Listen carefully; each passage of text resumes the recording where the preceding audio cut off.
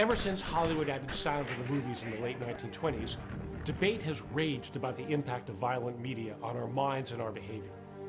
From alarm about violence in the movies in the 1930s, to concerns about the acceleration of violent content across virtually the entire media landscape today, hundreds of studies and countless congressional hearings have looked at the issue of media violence and have always seemed to end up at the same place. Does anyone disagree with that conclusion, that your violence in films propagates violent conduct on behalf of the children?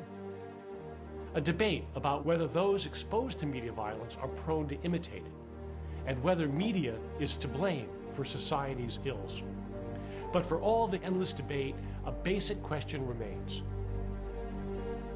Is the issue really about whether we imitate what we see? And if that's the case, why do the vast majority of us watch TV and never commit a violent act? This film looks at the work of a man who took a more complicated look at the issue of media violence.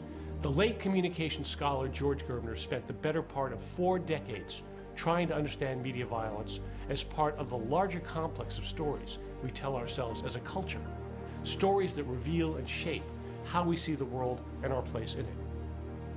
And what he found was as remarkable as it was simple. Not that consuming media violence is likely to make us violent or to commit acts of violence, but something else entirely.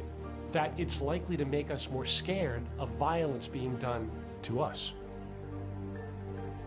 As a citizen, I would consider a matter of very grave concern, because a society in which most people or many people already expect a high degree of victimization, sooner or later they're going to get it.